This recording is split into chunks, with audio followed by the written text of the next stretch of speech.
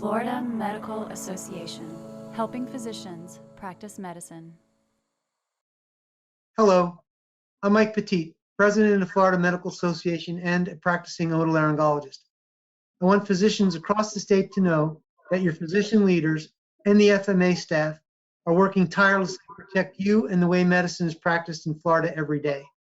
As physicians, our top priority and focus must be on our patients. But many of us know that decisions are being made every day that affect how we treat our patients. It's a lot to worry about, especially if you're concerned about who is speaking on your behalf and protecting you and your patients. That is what our very skilled FMA staff does. We listen to physicians, hospital leaders, medical school deans, you name it, to make sure that you have a voice at the table when a decision about healthcare and medicine is being made. It is important to me that you feel confident that your organization, the FMA, is here to help guide the conversations towards solutions that will improve your ability to practice medicine. I don't want our members or any physician to wonder who is looking out for them or their patients. I hope these messages help you to feel confident in me as the association president and the work that the professional staff we employ at the FMA does on your behalf. Welcome to the Medicine Curated podcast. I'm your host, Tim Stapleton. Today, our guest is Jarrod Fowler. Jarrod is the FMA's expert on healthcare reimbursement, specifically as it relates to Medicare, but all things that have to do with payment. So today we're going to talk a little bit about some of the developments that are occurring right now within Medicare and some things that physicians need to know about and need to be aware of, because there are certainly some issues pending in Congress that your FMA is working on, as well as other groups across the country. So we're going to dive right in. So Jarrod, could you explain the latest reimbursement controversies within the Medicare program? Yeah, so actually, we're kind of in an unusual place because there are really four controversies or four potential cuts to physician reimbursement under Medicare that could potentially happen, within the next year. Really, what's happened here is that we have a 2% Medicare cut that will go into effect on April 1st.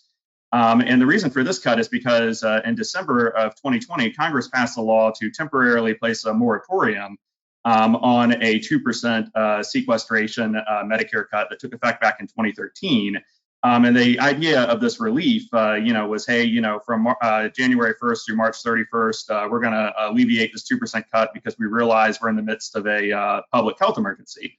There's still this pandemic, and so we want to, make sure that physicians have the Medicare funding that they need in order to treat patients. But that moratorium expires on, again, March 31st, and therefore on April 1st, we're going to have a 2% cut on Medicare reimbursement. There is legislation that has passed the House that would keep this moratorium in place at least through the duration of the PHE, the public health emergency. But it faces potentially longer odds in the Senate, and we're doing, what we can to advocate with our members of Congress, including through virtual Zoom meetings, to really amp up the pressure to make sure that we don't allow these cuts to go back into effect during the midst of a pandemic. As a matter of fact, our president, Dr. Michael Petit, has prepared a letter that we'll be sharing with our membership soon, which indicates our support for us continuing this moratorium. Second, there's also a 4% Medicare cut that will happen effective January 1st next year. And the reason for this 4% cut is that under the reconciliation bill, the giant bill that just passed Congress, the $1.9 trillion bill, you may have heard it simply referred to as that.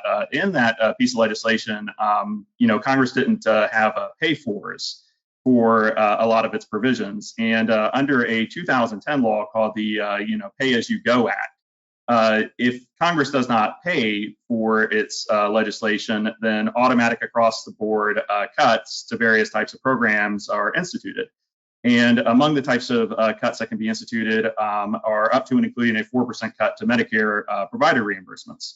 And so that is extraordinarily unfortunate. And it is something that, again, January 1st, unless something is done by Congress, that those cuts will go into effect, and there will be an additional 4% cut in addition to the reinstatement of the 2% cut that I just mentioned. Now we're up to 6%. Yes, we're up to 6%. And unfortunately, in addition to that, I think as many of our members know, last year, CMS finalized a rule.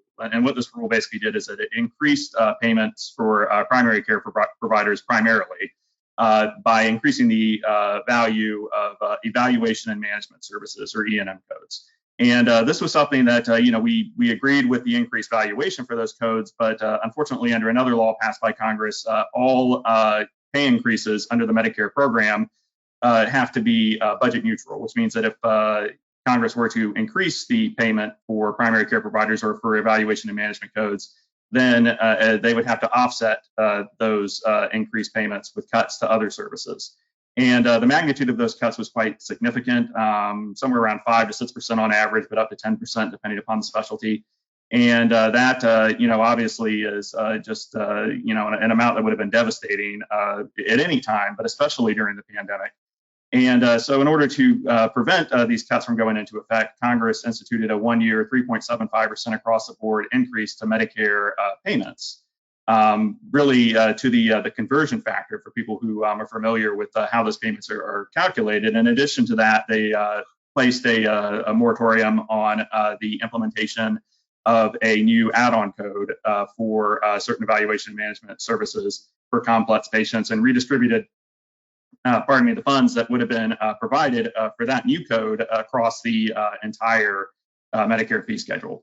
And anyways, this 3.75% pay increase that's in effect right now expires at the end of the year, which means effectively that 3.75% pay increase will become a 3.75% cut, because remember, the purpose of that in the first place was to offset the loss of payments or the cuts that would have been incurred by so many specialists had Congress not taken action. And so, right there you get up to, potentially, 9.75% if you count all of those together. And in addition to that, so currently under the public health emergency, CMS has the authority to allow for providers and for Medicare beneficiaries to receive telehealth services pretty much anywhere in the nation. There are no geographical restrictions or site of service restrictions like there were before, but under the law, once the public health emergency ends, telehealth access will be, under the Medicare program specifically, restricted only to rural areas and only to patients who receive those telehealth services at qualifying sites of services like hospitals or physician practices. In other words, for all intents and purposes, once the PHE expires, unless Congress changes the law, telehealth access under the Medicare program goes away. And that's not simply a payment cut. That's an access to care crisis waiting to happen, because a lot of seniors we've seen, really do benefit from and prefer the use of telehealth. You'll hear again and again as you speak to physicians how beneficial that's been, especially during the pandemic, but, really just in general. It really is just an amazing way for people who are immunocompromised, they're limited in their mobility, they have other concerns that just make telehealth a good option for them to receive services, and restricting that would just be terribly unfortunate. And so we're also hoping that Congress will pass some sort of a law to allow those telehealth flexibilities to extend beyond the PHE. Also, if the PHE were to end before the effects of the pandemic, while the effects of the pandemic are still lingering, that would also, again, cut off a lifeline to a lot of practices who need to be able to continue to see their patients, even as this pandemic rages. So it's something that, again, we need congressional action on all four of these issues to summarize. Yeah, so we're gonna talk a little bit about what the FMA is doing to hopefully prevent these cuts and the actions that we're taking. We're going to get into that, but just for a minute, tell us what the impact of these cuts would be on the practice of medicine in Florida, because we're a heavy Medicare state. Most physicians in the state of Florida, because of our population, treat a lot of Medicare patients. So this would have a pretty significant impact, would it not? The impact is really difficult to overstate. Not only do we have the second largest number of Medicare beneficiaries in the nation, second only to California, which has something like 17 million more people than we do. But in addition to that, we have a large influx of seniors driving our continued population growth. And it's well known that certain parts of Florida, are densely populated by Medicare beneficiaries, and cutting that program significantly, would have just an absolutely devastating effect. The other thing to keep in mind is that, these cuts apply specifically to Medicare Part B, or the Medicare fee-for-service program. You have different types of contracts with different reimbursement arrangements on the Medicare Advantage side. Ultimately, this spills over to everything indirectly. But, in areas like, say, Sarasota, where it's very heavily traditional Medicare population, and in those areas especially, I think the cuts would be felt immediately, and they would be just absolutely devastating. I mean, ultimately, though, in general, cutting the Medicare program tends to harm physician practices, the economic viability thereof substantially. And, it'll do nothing but drive consolidation, drive early retirements, drive physicians who, would otherwise like to continue practicing in a small practice environment to reevaluate whether or not that's viable, or whether or not that's viable in the part of the state they're in, and the extent to which they can treat medically vulnerable and underserved populations. It has a terrible trickle-down effect, and whatever the effects of these cuts would be nationally, the effects would be felt, significantly. The effects would be significantly greater in Florida. It would really, truly be harsh, and at the end of the day, it's totally unsustainable. The Medicare program in general is on a trajectory that's really not sustainable as far as physician reimbursement is concerned. We don't have payment updates that keep pace with inflation. They haven't kept pace with inflation in years. From 2000 to 2018, the American Medical Association estimates that there's been something like a 19% reduction in the real value of Medicare payments when you account for inflation. And, again, you can't just have that happen in perpetuity. Something sooner or later has to give, where we have payment updates that keep inflation. And at the very least, in the interim, we cannot afford to enact additional cuts on top of the loss of value due to inflation. Absolutely. And Jarrod, you did an excellent job of really summarizing what's at stake for physicians. And I want our members to know that the FMA is not just sitting back and waiting for this to happen. We're taking some proactive measures to try to influence Congress and to educate policymakers on the effects of these cuts. So why don't you tell us a little bit specifically about what the FMA is doing to prevent these cuts? Well, one thing that I may want to mention just off the bat is, our president, Dr. Michael Petit, he's in the Sarasota area, which is one of these areas that has a very large Medicare population, a very large fee-for-service population, and he understands intimately, how devastating these cuts would be for physician practices. And he has made it a top priority, along with the rest of our leadership team, to meet with members of Congress and to push for these cuts to be averted. And so far, we've had at least 4 meetings this year.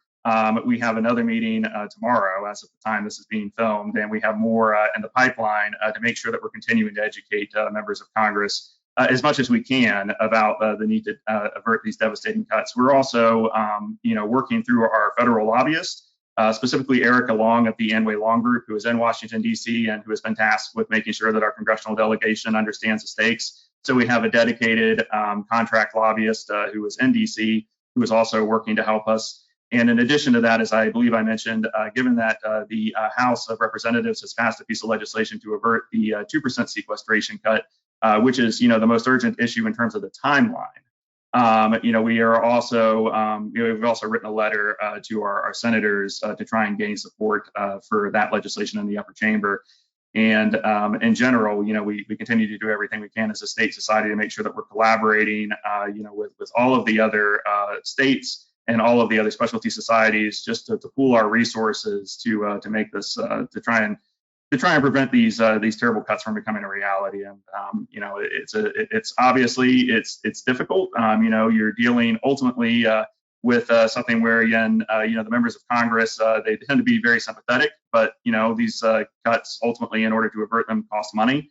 And that means that at the end of the day, that's a situation where they have to come up with a pay for. And what we want them to know is that it's just absolutely crucial that they do so, that the effects of this are going to be absolutely devastating in the event that no action is taken, and that this is, absolutely worth the money that it would take in order to preserve access to care here in Florida.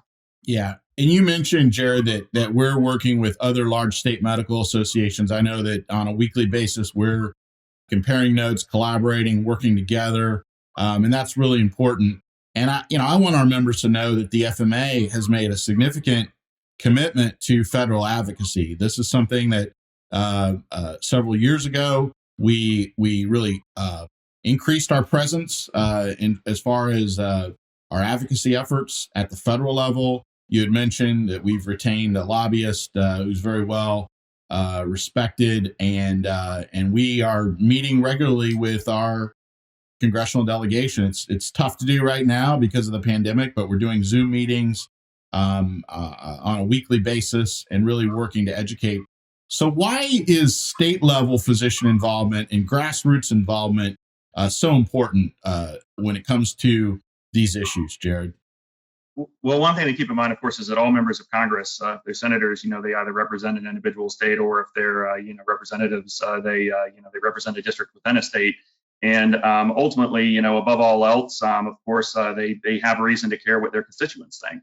And, they may not care as much when certain national associations come to meet with them, but, they definitely care when their local physicians are coming and talking to them.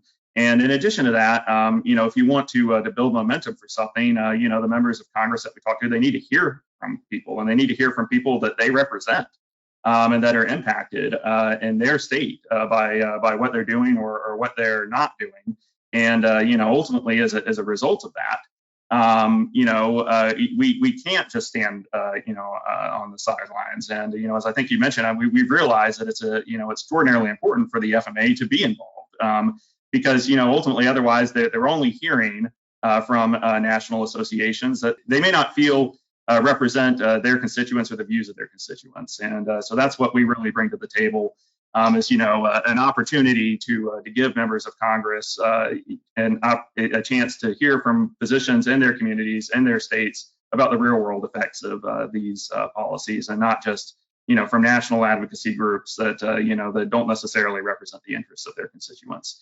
And it's an opportunity, for us to, to really just have connections that are going to become increasingly important, given, I think, as we've all seen, certainly in the time that I've been in the FMA, the past 8 years, just the increasing importance and the increasing impact of federal policymaking on the profession of medicine generally, and especially, again, here in Florida, given our very large Medicare population. We also have a significant, of course, Medicaid and CHIP population, and we have the highest ACA or Obamacare enrollment in the marketplace of any state in the nation.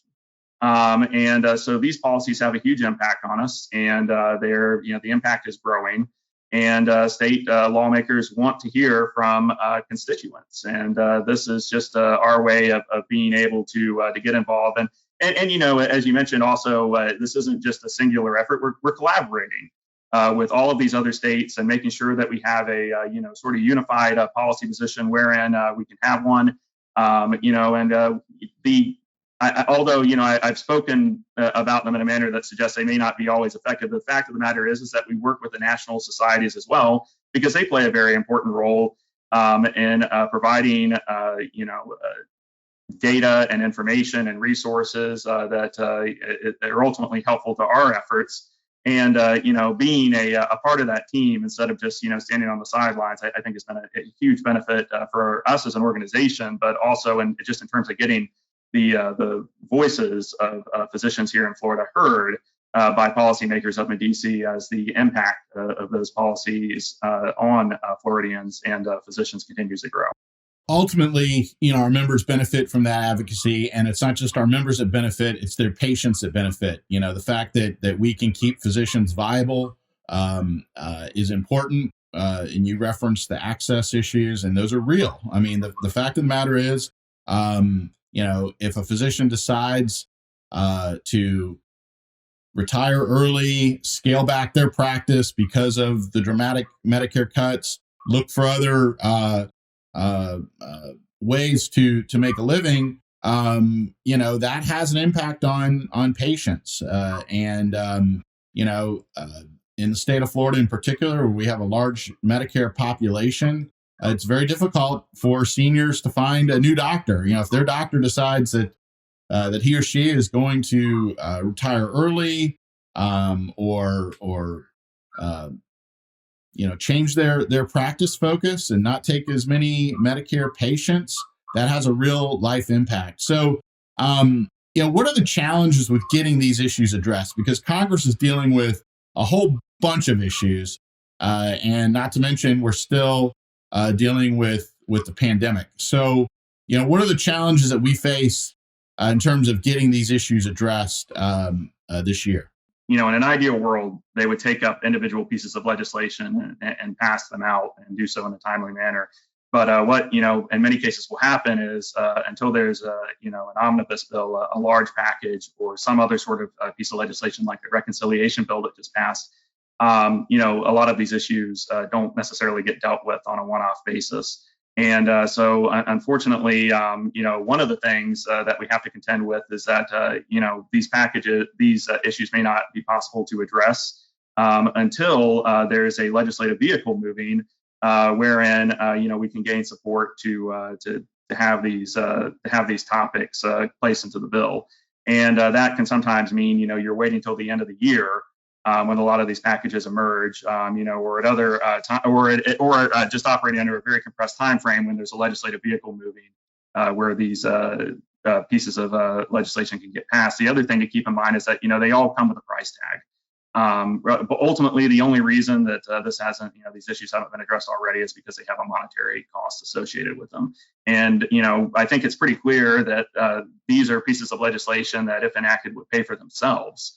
Not just in terms of making sure that seniors can maintain access to care and staving off consolidation and mergers that physicians may in many cases not want to enter into, but feel the need to enter into out of necessity. As you mentioned, stave off practice closures, particularly in rural and underserved areas, and enable physicians to continue to have the sort of economic resources they need to serve medically underserved populations. So I think these pieces of legislation clearly pay for themselves, but the annual cost of these issues that I mentioned, we don't have an official CBO score estimate, but we know that it would be over $10 billion per year. And while Congress just passed a $1.9 trillion package, anything with a $10+ billion a year cost is still something that it requires a good bit of effort to find a proper pay for and to find a proper legislative vehicle for. That's just reality. That's not reality as we'd like it to be. But the fact of the matter is again, these items have a very high fiscal cost associated with them as far as the CBO is concerned, and as far as Congress then is concerned. And while it's certainly worth the cost, the bottom line is that has to be dealt with in some sort of a manner, and that often means that a larger package like an omnibus package might be the sort of vehicle you have to wait for before you get an opportunity to address them. And again, I'm just speaking, again, not in terms of the way that we'd like to see things, but just in terms of the way they are. Sure, and I want our members to know that we are focused on these Medicare, payment issues, and particularly averting the cuts. And this is our number one priority, and we work on it every day. But I know, Jarrod, there's other issues that we're working on at the federal level. That's in addition to everything that's going on right now in the state capitol in Tallahassee. There are issues at the federal level that we're engaged in beyond Medicare payment. So why don't you quickly fill us in on some of the other issues that we're dealing with at the federal level? Absolutely. And while the 9.75% Medicare cuts are the importance of preventing these cuts is hard to overstate. We also we face another fairly significant issue, which is the implementation of the surprise medical billing legislation that passed just at the end of last year. that piece of legislation, it was passed in a pretty opaque process. They came out with the language less than a week before they put it onto an omnibus package, which is one of the disadvantages sometimes of legislating via an omnibus package. And that surprise medical billing language is going to have to be interpreted, and it's going to have to be implemented. And theoretically, it takes effect at the start of next year, and that's not a lot of time. And the details matter a lot in terms of how that law is going to affect the practice of medicine and the viability of medical practices. And there are all types of things that have to be worked out with it. And so we're going to have to monitor every word of that. We're going to have to make sure that we're collaborating with our counterparts in other states and with the federal associations to just make sure that language is as good as it can be for the practice of medicine and for patients. Because if implemented poorly, it could certainly have a deleterious effect on access to care. And certainly there's just a lot of nuance around it. So that'll be a top priority for us, aside from these Medicare cuts that you mentioned. Obviously, Congress is also probably looking at any number of other healthcare issues. And just for the sake of brevity, though, those are the ones that I'll focus on. Well, thank you, Jarrod. Thank you for all that you do. I know our members appreciate the work that you put in on their behalf. It's going to be a busy year, certainly. We're anticipating a lot of activity at the federal level, and the FMA will continue to do everything that we can do to make sure that physicians' voices are heard in Washington, D.C. If you have any questions of Jarrod, you can reach him via email at jfowler@flmedical.org. That's jfowler@flmedical.org. Or you can call the FMA. We want to hear from our members. And we also encourage you, if you're concerned about these cuts and the impact they're going to have on your practice, nothing is more powerful than physicians talking to their members of Congress and explaining the real life impact that these cuts would have on the practice of medicine in Florida. So we'd encourage you to do that. And if you need any help with that, feel free to reach out to the FMA. We're here to help. So thank you very much, Jarrod. And let's get back to work. Thank you, Tim.